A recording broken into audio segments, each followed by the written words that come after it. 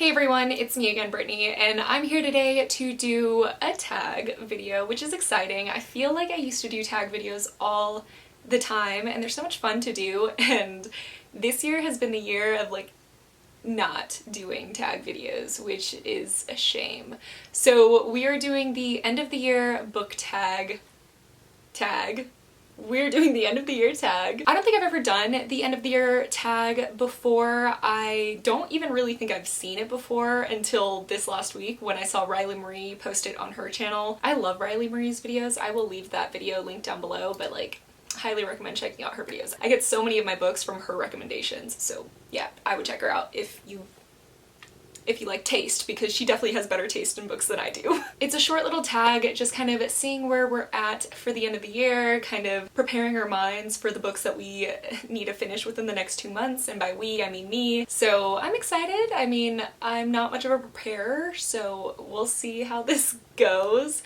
But before we can jump into the video, I want to say a big ol' thank you to Book of the Month for sponsoring today's video. I've worked with Book of the Month a few times now. I really love working with Book of the Month. They're definitely one of my favorite brands to partner up with. If you haven't already heard my whole spiel on it though, just to give you a little bit of a background on Book of the Month, they are this online bookish service where you pay $14.99 a month and you get your book pick out of 5 books delivered to your doorstep in a bright blue box. And these books are new or early releases of adult fiction hardcovers, so $14.99 a month is an amazing deal. Most adult fiction hardcovers tend to be around $20 to $30 in my experience, so to pay like half that price is amazing, and it's definitely one of the bigger reasons why I adore Book of the Month. Not to mention though that their team really does go through all of the hard work for you. If you tend to be a little bit more like me, where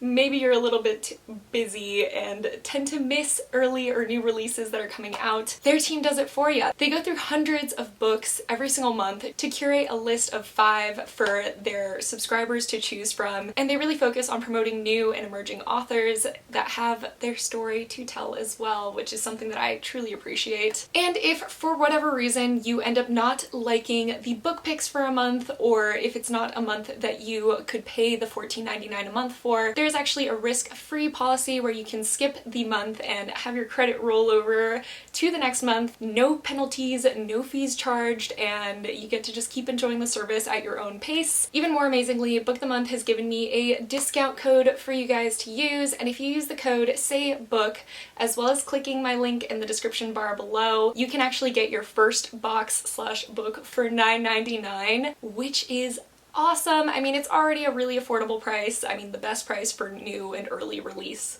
adult fiction books. That's a mouthful.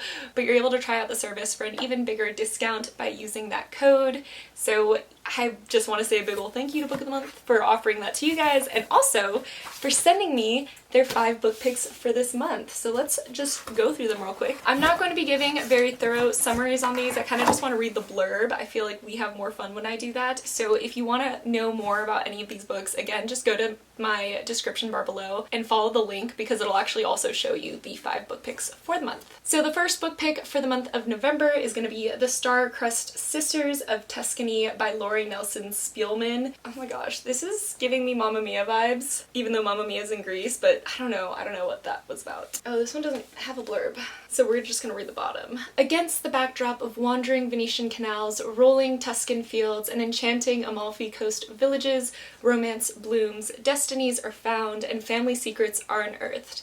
Secrets that could threaten the family far more than a centuries-old curse. Ooh.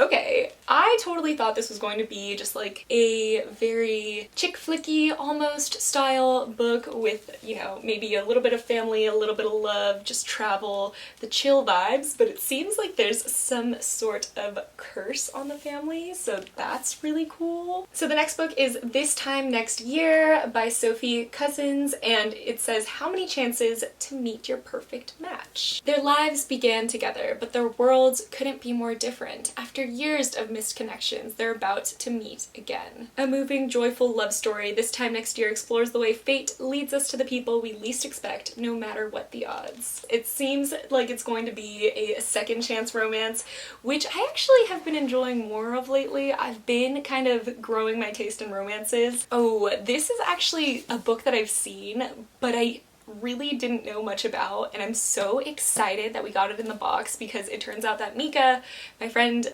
Mika from Mika August, she's amazing. If you haven't checked her out already, I will leave her link down below. But she was apparently very, very excited about this, and hers and my taste tend to align a lot, so I'm excited because it's called These Violent Delights by Chloe Gong. And it says the year is 1926 and Shanghai hums to the tune of debauchery. A blood feud between two gangs, a former flapper girl, a contagion, a madness of a monster in the shadows. Julia and Roma. Oh, that's what I remember. Okay, I believe that this has been marketed as like a retelling of Romeo and Juliet, which I'm not gonna lie guys, I love Romeo and Juliet retellings. I mean, the original will frustrate me to no end. Like, it's a frustrating read. But the retellings, I'm here for it. I mean, to be fair though, my favorite retelling of Romeo and Juliet is definitely Taylor Swift's Love Story. The music video, you know, well, I mean, the song itself as well, but the music video is everything. Next up is Memorial by Brian Washington, author of Lot. Inside it says, both men will change in ways that will either make them stronger together or fracture everything they've ever known, and just maybe they'll all be okay in the end. Memorial is a funny and profound story about big first loves, family in all its forms, becoming who you're supposed to be, and the limits of love. A Japanese-American chef at a Mexican restaurant, and Benson's a black daycare teacher. Okay, so this seems like it's going to be a romance as well, but maybe like a testy romance. A going through hard times, and it's also a romance, which I love those layers. Well, not for the people involved, but reading it, it's fun. And the last book in here is Pretty Little Wife by Darby Kane, and it says, there's more than one way to end a marriage. You mean divorce, you know, like if you're not gonna kill them, you might as well divorce them. I'm kidding, obviously. Shouldn't a dead husband stay dead? The age-old question. To be fair, I feel like there's a lot of thrillers that kind of revolve around the whole like husband or wife killing one or the other, or one of them being dead and there being a whole mystery around it, you know? I've been so into thrillers lately though, so I'm so excited to get into this and see how I feel about it. But yeah, those are gonna be the 5 book picks for the month of November. Again, thank you to Book of the Month for sending me all of them. I love adding these to my collection. They just look so good all the time and they're fun to read. And again, guys, if you wanted to try out Book of the Month and you wanted to get your first box for $9.99 instead of the $14.99, just use the code SAVEBOOK and follow the link in my description. But yeah, oh, also we always get a little bookmark, which I always forget to mention. And it says, leave me to my books. Yeah, without further ado, let's get into the tag. Again, I'm not really sure how this is gonna go. I feel like this tag was made for people that like to prepare their lives, and I am not that, but we'll see. The first question is, are there any books you started this year that you need to finish? And I actually had to go through my reading journal and see what it is that I hadn't finished, because I was convinced that I'd read everything I picked up. That is a lie. So I want to potentially, hopefully, finish all the books that I've picked up so far, but there are 4 of them, and I haven't really been in a fantasy mood, so that's strange, but that's not what this video is about. Also, I'm not gonna be holding up my books because I'm not gonna lie, I was a little too lazy to go fishing for them in my books shelves. My books shelves? Okay. The first book that I want to finish is going to be Kingdom of Souls by Rena Barron. This is actually the most recent book that I've picked up and not finished. I think I've gotten like 20% of the way through, and I don't know what happened, but I didn't finish it, that's for sure. Then I really would like to finish The Court of Wings and Ruin. I think I'm near the end. So there really isn't that much more to pull through, but it's always that last bit. I feel like Akawar just drags, you know? It is a reread anyway, so I'm not like that stressed about it if I don't, but it would be a cool thing to do. The major one on this list that I cannot believe I forgot that I picked up and I didn't finish is Dark Dawn by Jay Kristoff. I know. Ooh, I loved it too. I read like 30 pages, loved it.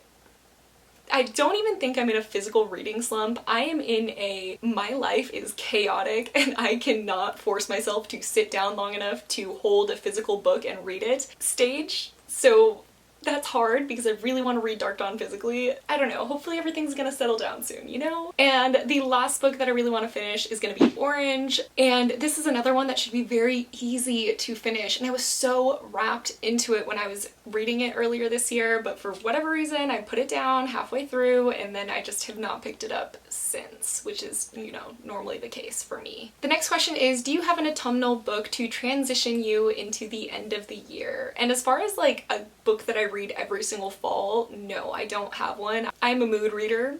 It really depends, but right now I've actually been kind of getting the urge to read Heir of Fire. Not Throne of Glass, not Crown of Midnight, Heir of Fire. And to be fair, I feel like I normally get an urge to read Throne of Glass around this time of the year. So we'll just say that that's my autumnal transition book. It's not, but I might end up reading it, and it is autumn.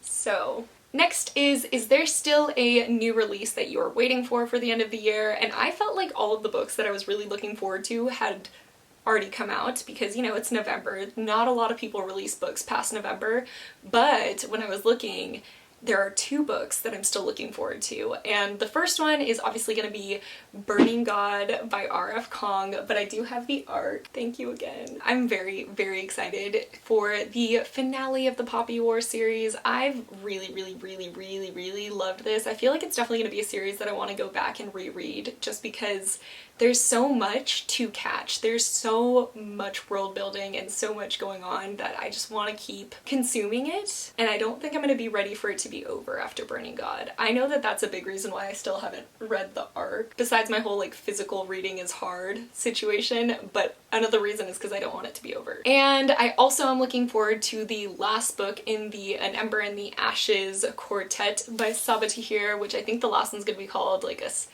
sky storm. It's not a sky storm. A sky beyond the storm. And I'm looking forward to this mostly because I liked An Ember in the Ashes. I wasn't a big fan of the second book, but then the third book I was really intrigued by again, and I have a theory that the second book was the only one that I physically read, while the other 2 I listened to audibly, and I really liked the audiobooks. So potentially it could have been that, but also there was a lot of plot changes going on in the third book, a lot more magic that I was very intrigued by, so it could be anything, but either way the fourth book will kind of verify my feelings over the entire series, you know, because I really, really didn't like the second one, which I know is not a popular opinion. Next is, what are 3 books that you want to read by the end of the year? And this one, I mean, I would love to say like, oh, I have my reading journal next to me. I want to read the rest of the books that are on my 20 books to read in 2020 list, but like I said, I am not in the biggest fantasy mood, so City of Brass is on here.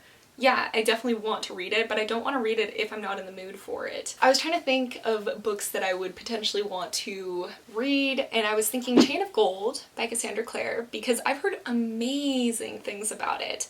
I was not looking forward to it, in all honesty, but it is following the children of the characters in Infernal Devices, which, as I've said a million times, Infernal Devices is my favorite thing that Cassandra Clare has ever released. So it has the potential of actually being one of my favorite things. And again, I've heard really, really good things about it. So I don't know where I was going with that, but I'm definitely looking forward to reading that, and hopefully I can find time for it for the end of the year. I've also been really in the mood to read The House by the Cerulean Sea by TJ Klein. The House in the Cerulean Sea by TJ Klune.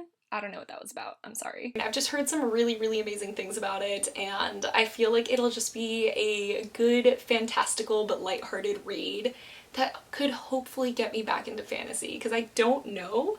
I've never not been into fantasy, guys. Like, I've never not been in the mood for fantasy, so this is odd. I want to not be here. Other than that though, I mean, there's so many books that potentially I would want to read before the end of the year, but I feel like I've just been so busy that it's been hard to completely focus my energy on wanting to read a book.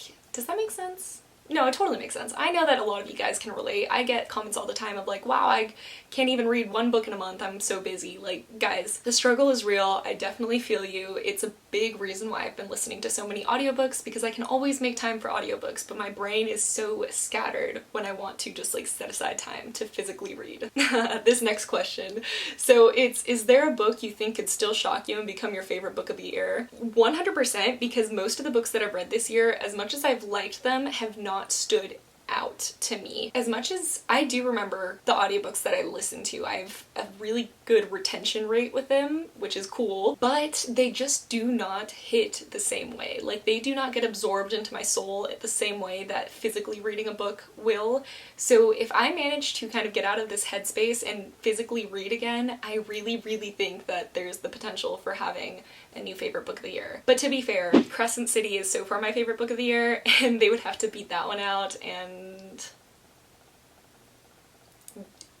I don't know if that could happen, because I loved it. I loved it a lot. So maybe not, but also maybe. Oh my gosh, I didn't read the last question. Of all the questions to not read beforehand, but it says, have you already started making reading plans for 2020?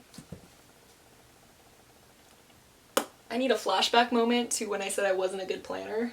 So I'm excited. I mean, I'm not much of a preparer, so we'll see how this goes.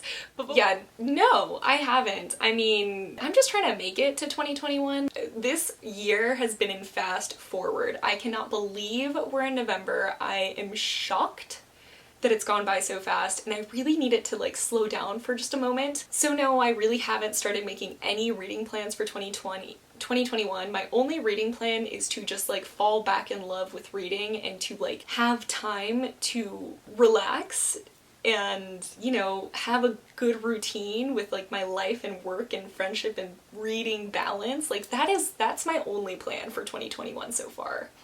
So I have been planning out my bullet journal though, because that's something that this year I did way too late, and it really got me in like a weird funk with using my journal, so I've been planning ahead. But that's it, so yeah.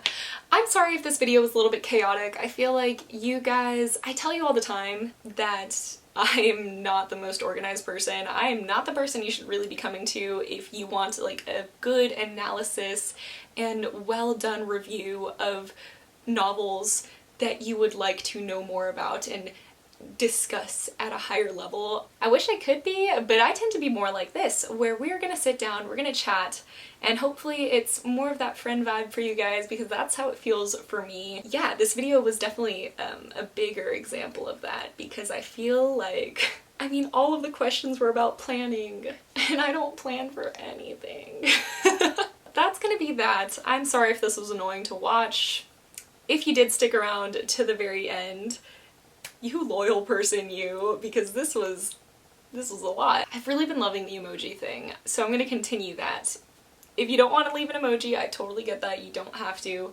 But if you do want to leave, oh, which emoji have I really been liking? You know what, just leave the eyes, you know, like the side eye ones where it's like, that is kind of how I feel about this video, you know, where I'm like, wow, you really are gonna post that? And yeah, I guess I am, because you're watching it. That's that. So leave the side eye emoji if you want to. If not, please let me know if you're a big planner. If you're not a big planner, you know, let's bond about it, because that's never been my strong suit. I wish it were, but it's not. And that's gonna be it for this video today, guys. Thank you again to Book of the Month for sponsoring the video. Again, don't forget to click the link and put in Save Book if you do want your first box for $9.99. And that's going to be it for this video today, guys. I love you all so, so much. I hope you're staying safe, and I hope that I will see you in my next one. That's not normally how I end it, but I do hope that I'll see you in my next one. Goodbye!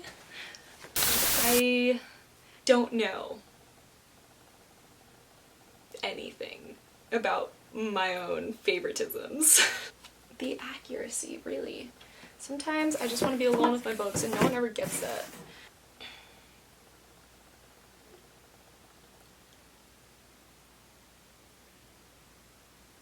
No. Oh, this one has stars all over it. I love it.